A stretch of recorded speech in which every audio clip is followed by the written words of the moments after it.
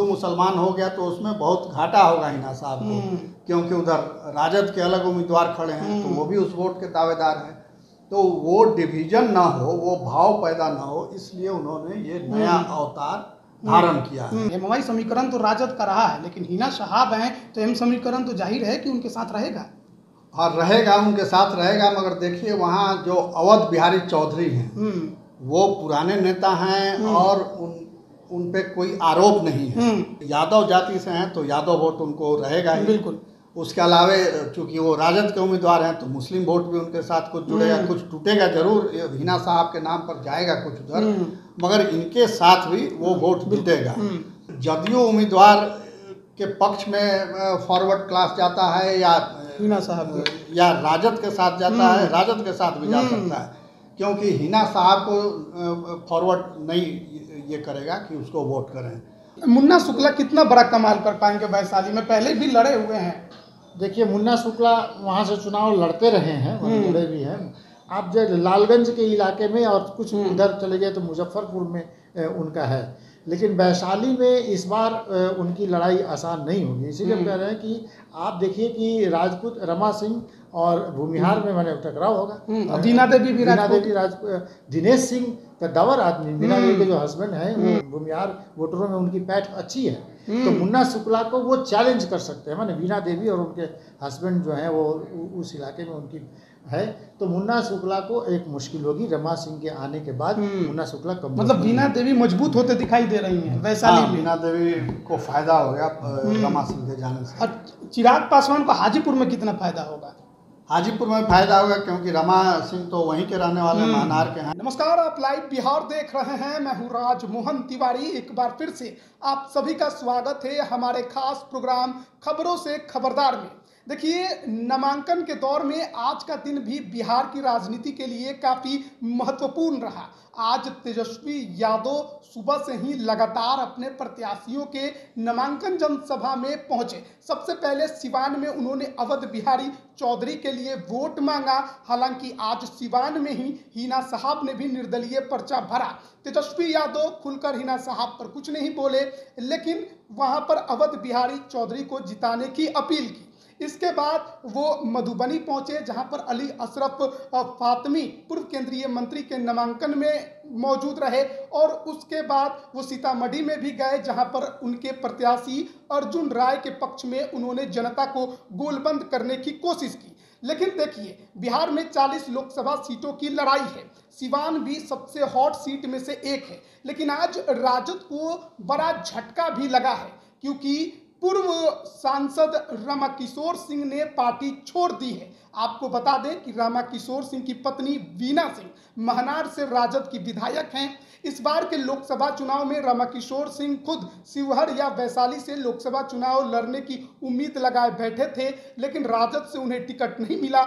ऐसे में रमाकिशोर सिंह ने पार्टी तो छोड़ दी, लेकिन यह भी खबर निकल कर सामने आई है कि वो वापस अपने पुराने घर लौट रहे हैं, यानी चिराग पासवान की पार्टी में। तो विस्तार से बात करेंगे। हमारे साथ दो वरिष्ठ पत्रकार मौजूद हैं, प्रवीण बागी जी हैं और रवि रंजन जी हैं। सबसे पहले तो यही सवाल होगा, सिवान की लड़ाई तो बड़ी दिलचस्प बन गई। निर्दलीय हिना साहब ने नामांकन पर्चा भरा, उनके पीछे भीड़ भगवे रंग में नजर आई, और तेजस्वी यादव भी आज ही भाषण देने वहां पहुंच गए। देखिए, सिवान में जो हुआ उसमें कुछ भी आश्चर्यजनक नहीं है। हिना साहब ने बहुत पहले चुनाव लड़ने की घोषणा कर दी थी, मगर उसमें चौंकाने वाली बात यह है कि उनके साथ जो लोग नामांकन कराने गए थे वो सारे के सारे लोग भगवा गमछा ओढ़े हुए थे या टोपी लगाए हुए थे, यानी हरा वस्त्र, जिसको इस्लाम में बहुत पाक माना जाता है, हरा रंग, वह हरे रंग में एक भी व्यक्ति वहाँ नहीं दिखा। तो ये माना जा सकता है कि हिना साहब का एक नया अवतार है, जो वो कह रही हैं कि हम सबके हैं और सिवान हमारा है, तो उसको वो चरितार्थ करने के लिए ये परिवर्तन उन्होंने किया है। मगर इसके पीछे सिर्फ ये नहीं है, रंग दिखलाना नहीं है, इसके पीछे एक बहुत सुनियोजित राजनीति है, और वो चाहती हैं कि इसके जरिए हम हिंदू वोटों में सेंधमारी करें, सवर्ण वोटों में सेंधमारी करें, और जो एक छवि बनी हुई थी हमारी मुस्लिम परस्त की छवि और बाहुबली परिवार से आने वाली छवि, वो छवि टूटे और आम जनता का वोट हम ले सकें। मगर सिवान के लोग इसको भूले नहीं हैं।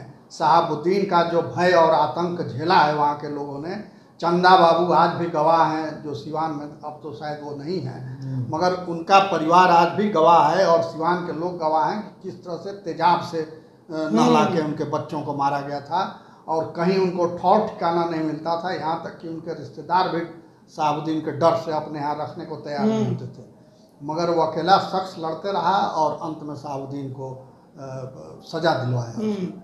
तो ये आतंक, और वहाँ उस दौर में जो लोग मारे गए उसमें 80% हिंदू थे मरने वालों में। तो ये भी लोगों को याद होगा, जब चुनाव में भाषण होगा, प्रचार होगा, तो ये सब कब्र से निकल के ये बातें ऊपर आएंगी और लोगों के जहन में वो फिर ताज़ा हो जाएंगी। तो इसके पीछे चाल यही है कि हिंदू वोटों में डिवाइड करें और अपने साथ जोड़ें। अंत में देखिए होता यही रहा है कि हिंदू मुसलमान हो जाता रहा है वहाँ सिवान में और हिना साहब खड़ी हैं तो फिर वही अंत में होगा।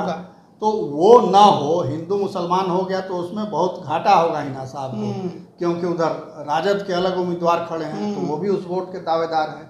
तो वो डिवीजन ना हो, वो भाव पैदा ना हो, इसलिए उन्होंने ये नया अवतार धारण किया है। मगर इसमें लोग, हमको नहीं लगता है कि झांसे में आएंगे। प्रवीण बागी जी कह रहे झांसे में नहीं आएंगे, लेकिन एक तरफ रमेश कुशवाहा की पत्नी जेडीयू से विजय लक्ष्मी मैदान में है, अवध बिहारी जी मैदान में, और हिना साहब का नया रूप आपको कितना लगता है कि प्रभावित कर पाएगा? देखिए, हिना साहब का ये कोई नया रूप इसको आप नहीं कह सकते। हिना साहब के साथ शहाबुद्दीन का जन्म ही हुआ फॉरवर्ड, वहाँ के जो अगड़ी जाति के लोगों ने शहाबुद्दीन को सपोर्ट किया। भाकपा माले से उनकी लड़ाई थी और कामरेड चंद्रशेखर की हत्या में ये हुआ कि मैंने शहाबुद्दीन ने उनकी हत्या की और उसके बाद भाकपा माले भी उनके खिलाफ लगा रहा। ये फॉरवर्ड ने जिनको आगे बढ़ाया, लेकिन बाद में वहाँ की राजनीति बदल गई। जैसा कि प्रवीण बागी जी कह रहे हैं कि फॉरवर्ड अब उनको याद है कि किस तरह से एक एक को चुन चुन कर शहाबुद्दीन ने मौत के घाट उतारा। वहाँ पर चंदा बाबू का नाम तो मैंने सबसे है कि उनका पूरा परिवार ही खत्म हो गया। एक विकलांग बच्चा अब घर में बचा हुआ है और दूसरा अब कोई नहीं है। तो हिना साहब के आतंक को, शहाबुद्दीन के आतंक को लोग जानते हैं, लेकिन फॉरवर्ड क्यों उनके पक्ष में है, या ये कोई ऐसी तस्वीर है कि केवल उस दिन कुछ लोगों को जुटा लिया गया। लेकिन वहाँ से जो खबरें आ रही हैं कि फॉरवर्ड के पक्ष से कुछ माने राजपूत और भूमिहार खास तौर पर उनके साथ हो गए हैं, और ये जदयू और भाजपा के बीच जो पहले से जो नीतीश कुमार कभी इधर चले जाते हैं, कभी उधर चले जाते हैं, और कुशवाहा को इस बार वहाँ से सीट दे दिया गया। और वो जो पुराने माले के कैडर हैं, हाँ, वो अभी माले के कैडर, तो उनको सीट दे देने के बाद वहाँ के फॉरवर्ड जाति के जो लोग हैं वो थोड़े नाराज हैं और इस कारण से वो उनके पक्ष में चले गए। लेकिन आखिरकार इस लड़ाई का फायदा जो है या तो वहाँ से जदयू के प्रत्याशी को होगा, या अवध बिहारी युवा कद्दावर नेता है और राजद के बड़े नेता हैं। तो अगर माले और राजद है ही, माले के साथ उसका गठबंधन है, ये सब एक साथ हो गए, मुसलमान भी पूरी तरह से उनको वोट नहीं करेंगे, तो राजद को ज़्यादा फायदा हो जाएगा अगर इनके पक्ष में ये गोलबंदी हुई, मैंने हिना साहब के पक्ष। एम समीकरण को आप कैसे देख रहे हैं सिवान में? एमवाई समीकरण तो राजद का रहा है, लेकिन हिना साहब हैं तो एम समीकरण तो जाहिर है कि उनके साथ रहेगा। हाँ, रहेगा, उनके साथ रहेगा। मगर देखिए, वहाँ जो अवध बिहारी चौधरी हैं वो पुराने नेता हैं और उन पे कोई आरोप नहीं है और वो बहुत सबसे मिलने जुलने वाले व्यक्ति रहे हैं। तो सब जाति में और सब घर में उनका सम्मान है, तो इसलिए यादव जाति से हैं तो यादव वोट उनको रहेगा ही। बिल्कुल। उसके अलावे चूँकि वो राजद के उम्मीदवार हैं तो मुस्लिम वोट भी उनके साथ कुछ जुड़ेगा, कुछ टूटेगा जरूर, हिना साहब के नाम पर जाएगा कुछ उधर, मगर इनके साथ भी वो वोट जुटेगा। अब जदयू उम्मीदवार के पक्ष में फॉरवर्ड क्लास जाता है या हिना साहब या राजद के साथ जाता है, राजद के साथ भी जा सकता है, क्योंकि हिना साहब को फॉरवर्ड नहीं ये करेगा कि उसको वोट करें। और वहाँ अजय सिंह हैं जो कविता सिंह जो विधायक रही हैं, हालांकि कविता सिंह सांसद रही हैं वहाँ, अजय सिंह वहाँ बहुत प्रभावशाली रहे हैं, कविता सिंह का भी अच्छा परफॉर्मेंस रहा है वहाँ। तो ये सब लोग मिल करके और इनके खिलाफ काम करेंगे, हिना साहब के खिलाफ।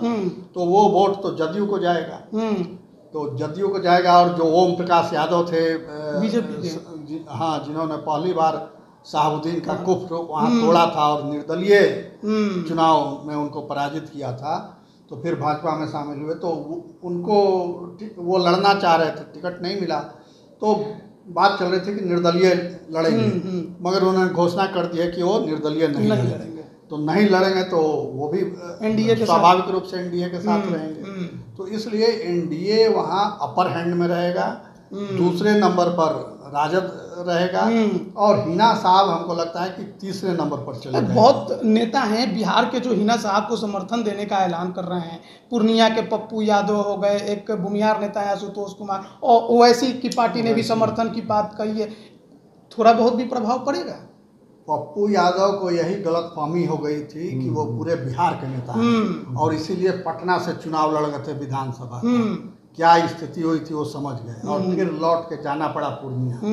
तो सिवान में उनका क्या है, कुछ पूंजी पगाव तो वहाँ है नहीं, ठीक है, एक नाम हो गया है, फेस है, तो जाके भाषण कर सकते हैं कि हिना साहब को जिताइए। ओवैसी आ सकते हैं कि हिना साहब को जिताइए, मगर पप्पू यादव और ओवैसी का वहाँ सिवान में कोई असर पड़ेगा, हमको तो ऐसा नहीं लगता। नहीं, ओवैसी का माने वहाँ जाना माने हिना साहब के लिए बहुत गड़बड़ हो जाएगा। ओवैसी से माने फॉरवर्ड और ये जो वोट एनडीए का है वो गोलबंद हो जाएगा। ओवैसी की जैसे ही वहाँ एंट्री होगी तो ये सारे लोग गोलबंद हो जाएंगे। उन्होंने समर्थन की बात कही है, प्रचार की बात तो अभी तक आई नहीं है। अगर प्रचार नहीं कर, अगर समर्थन करने की भी बात अगर उन्होंने कोई स्टेटमेंट जारी किया तो वो आखिरकार एनडीए के पक्ष में जाएगा, एनडीए के पक्ष में जाएगा। तो ये देखिए सिवान बहुत हॉट सीट है बिहार की, और मामला त्रिकोणीय वहाँ भी बन गया है, जैसा कि पहले कई सीटों पर बन चुका है। लेकिन देखिए राजद को राजपूत नेताओं से लगातार झटका मिल रहा है। जैसे बाहुबली आनंद मोहन के परिवार ने पूरी पार्टी छोड़ दी, उसके बाद प्रभुनाथ सिंह के परिवार ने पार्टी छोड़ दी, और आज रमा किशोर सिंह ने भी पार्टी से त्यागपत्र दे दिया।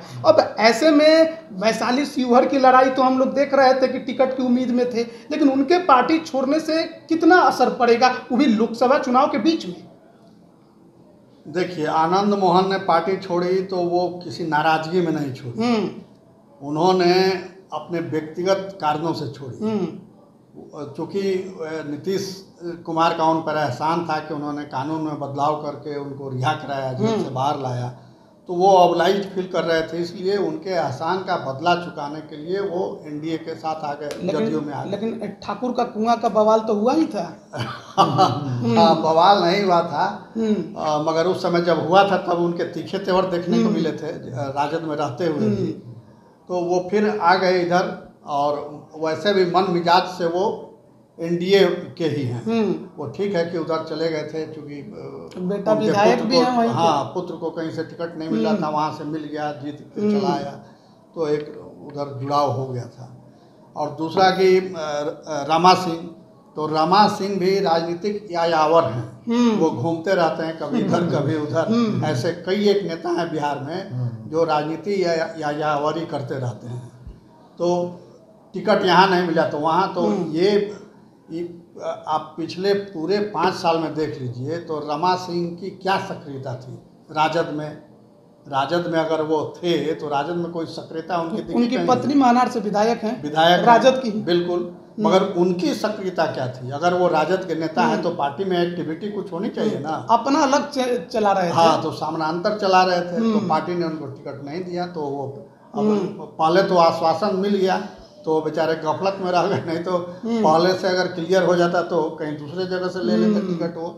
तो एक तरह से उनके साथ धोखा हुआ, छल हुआ राजद के द्वारा। तो अब वो गए हैं अपने पुराने घर में, अभी गए नहीं है, जाएंगे चिराग पासवान के पास जाएंगे। संभावना देखिए वो सबसे इसमें मैंने इंटरेस्टिंग ये है कि चिराग पासवान की राह जो है वो आसान हो गई। वे रमा सिंह वहाँ से लड़ चुके हैं, वैशाली से सांसद रहे हैं, और वह राजपूत वोटरों में उनका है, मैंने राजपूत उनको वोट करते रहे, रघुवंश बाबू को भी करते हैं, रमा सिंह को भी करते हैं।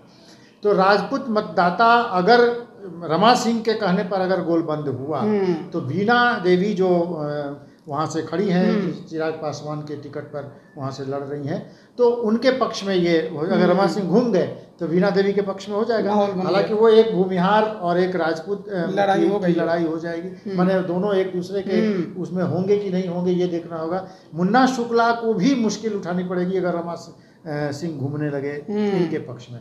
तो चिराग पासवान की पार्टी में उनको हाजीपुर में भी लाभ मिल रहा है, और यहाँ पर रमा सिंह के आ जाने से वीणा देवी को भी आसान हो जाएगी उनकी राह।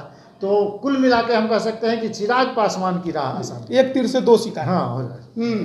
तो सवाल है कि रमा किशोर सिंह पहले लोजपा में रहे हैं, सांसद भी रहे हैं, लेकिन ये है कि राजपूत समाज, क्योंकि पिछली बार 2019 के लोकसभा चुनाव में राजद ने 3 राजपूत समाज के नेताओं को टिकट दिया था। वैशाली से रघुवंश बाबू खुद मैदान में थे, बक्सर से जगदानंद सिंह मैदान में थे, और एक सीट थी जहां से एक और राजपूत नेता मैदान में थे, महाराजगंज से रणधीर सिंह। लेकिन 5 साल आते आते आखिरकार राजपूतों से इतनी उदासीनता, इतनी नाराजगी राजद की क्यों हो गई कि बड़े नेताओं के टिकट काट दिया। वैशाली से भूमिहार आ गया, महाराजगंज से भूमिहार आ गया, और बस बक्सर की सीट पे जगदानंद सिंह के बेटे चुनाव लड़ रहे हैं। देखिए, वो एक नया प्रयोग कर रहे हैं, जो फार्मूला तेजस्वी ने दिया है। तो ये जो आप चर्चा कर रहे हैं वो लालू प्रसाद का कार्यकाल था, अब ये तेजस्वी यादव का कार्यकाल है। तो तेजस्वी यादव कुछ नया कर रहे हैं, और जो एक टैग लगा हुआ है कि अगड़ी विरोधी पार्टी है, ये है, तो इसलिए वो अब पिछड़ी छोटी छोटी जातियों को अपने साथ ले रहे हैं, अगड़ों में भी लोगों को जोड़ रहे हैं। तो ये एक नया अवतार पार्टी का लेने की प्रक्रिया में वो लगे हुए हैं, और उसी लिए ये जो थे, अब रामा सिंह को टिकट नहीं देना, प्रभुनाथ सिंह के बेटे को टिकट नहीं देना, तो ये सब लोग जो राजनीति में हैं ये बदनाम लोग हैं। तो इसलिए उनको काट करके एक ये भी दिखलाने की कोशिश है कि हम देखिए ऐसे लोगों को प्रश्रय नहीं देते। अब उनको जो दल टिकट देते उन पर वो अटैक करते कि हमने तो छांट दिया अपने यहाँ, ये लोग ऐसे ही लोगों को प्रश्रय दे रहे हैं।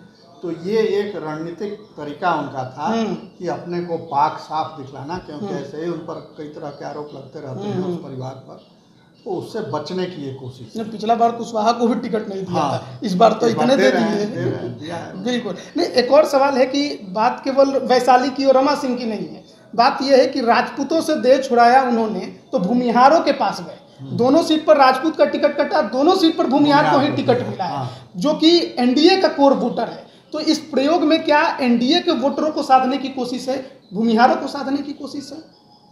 ये देखने वाली बात होगी कि भूमिहार कितना उनके साथ जुड़ पाता है, क्योंकि भूमिहार और राजद यानी लालू का रिश्ता 36 का रिश्ता रहा है अब तक, मगर उसमें कुछ भूमिहार रहे हैं जो उनके साथ जुड़े रहे हैं, जैसे कांग्रेस के अध्यक्ष हैं वो जुड़े रहे हैं लालू जी के साथ व्यक्तिगत रूप से। ऐसे ही कुछ एक नेता और भी रहे हैं जो पुराने नेता रहे हैं, कई ऐसे भूमिहार नेता रहे हैं जो उनसे व्यक्तिगत रूप से जुड़े रहे हैं लालू जी के साथ।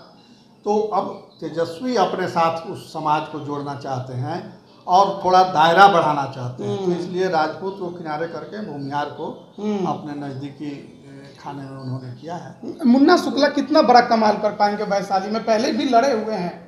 देखिए, मुन्ना शुक्ला वहाँ से चुनाव लड़ते रहे हैं, लड़े भी हैं।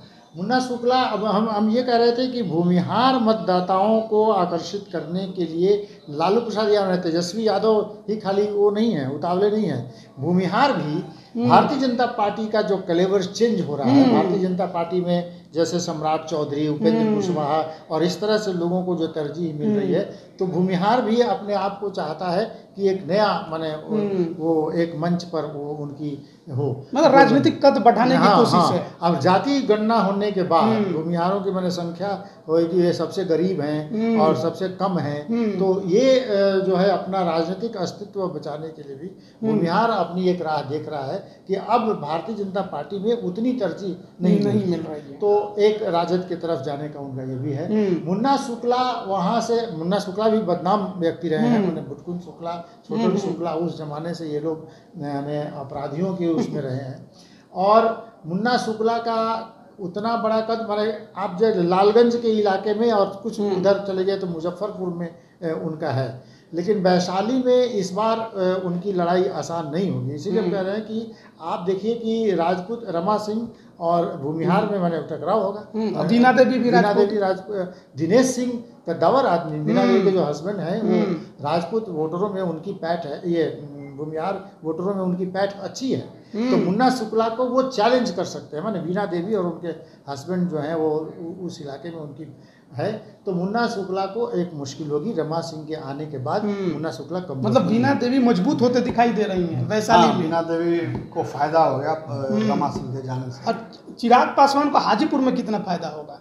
हाजीपुर में फायदा होगा क्योंकि रमा सिंह तो वहीं के रहने वाले महनार के हैं, तो महनार और वो सब उनका इलाका है, उनका प्रभाव है और उनके अनुग्रहित लोग भी बहुत हैं, तो वो फायदा मिलेगा वैशाली में भी, हाजीपुर में। अब आखिरी सवाल है कि महनार से विधायक हैं रमा जी की पत्नी बीना सिंह जी, वो पार्टी में ही रहेंगी कि वो भी दूसरे नेताओं की तरफ पार्टी छोड़कर जदयू या बीजेपी? तो अब तो साल भर है ही विधानसभा का, अगले साल चुनाव होना ही है, तो अभी जब तक चलेगा, अगले चुनाव में पाला बदल देंगे वो भी विधानसभा चुनाव। कितने नेताओं ने तो अभी ही बदल हो लिया सकता है अभी चुनाव प्रचार में निकल जाए तो निकल जाए, क्योंकि एक इसमें आश्चर्य की बात यह है कि राजद के जिन विधायकों ने पाला बदला है, तो राजद ने ऑफिशियली अभी तक कोई लेटर नहीं दिया है विधानसभा अध्यक्ष को कि इनकी सदस्यता समाप्त की जाए। तो ये इसके पीछे क्या राजनीति है, अभी भी उम्मीद में है। हाँ, ये करना पड़ेगा कि क्या है। हालांकि वो देते भी तो कोई कार्रवाई होती कि नहीं होती विचार का विषय है, मगर उन्होंने नहीं दिया, तो इसके पीछे कोई सोची समझी उनकी रणनीति होगी। बिल्कुल। तो ऐसे ही उनकी पत्नी भी अगर चली जाती है उधर, तो वो भी ज्यादा समय है नहीं, पूरी संभावना है चुनाव प्रचार में वो उधर ही रहे। बिल्कुल। तो देखिए, ये आज का जो राजनीति रहा बिहार के अंदर, उस पर हम चर्चा कर रहे थे। देखिए, 2 सीटों को लेकर आज काफ़ी ज़्यादा लोगों की दिलचस्पी रही। एक सिवान की सीट और दूसरी वैशाली लोकसभा की सीट। सिवान से मौजूदा सांसद कविता सिंह हैं, जेडीयू ने उनका टिकट काट दिया और उनकी जगह पर रमेश कुशवाहा, जो कि उपेंद्र कुशवाहा की पार्टी में थे, उनके पार्टी के प्रदेश अध्यक्ष थे, उनको अपने पास लाकर उनकी पत्नी को उम्मीदवार बनाया। अवध बिहारी चौधरी को राजद ने उम्मीदवार बनाया और हिना साहब निर्दलीय मैदान में है। तो त्रिकोणीय लड़ाई में वहां पर क्या होगा, छठे चरण में वोटिंग है वहां पर 25 मई को, तो देखना बड़ा दिलचस्प होगा। लेकिन बात अगर वैशाली की करें तो यहां पर आमने सामने की लड़ाई मानी जा रही थी मुन्ना शुक्ला और बीना देवी में, जो कि मौजूदा सांसद हैं, भूमिहार बनाम राजपूत की। लेकिन अब रमा किशोर सिंह के साथ आ जाने के बाद कहीं ना कहीं अपर हैंड में बीना देवी दिखाई दे रही हैं। हालांकि देखिए, यहाँ भी छठे चरण में ही वोटिंग होनी है 25 मई को, तो देखना बड़ा दिलचस्प होगा कि जनता किसके साथ जाती है। तो और भी आगे के जो अपडेट होंगे वो भी हम आप तक पहुंचाएंगे, बने रहिएगा हमारे साथ। आप सभी का बहुत बहुत धन्यवाद। लाइव बिहार YouTube पर सब्सक्राइब और Facebook पर लाइक जरूर करें।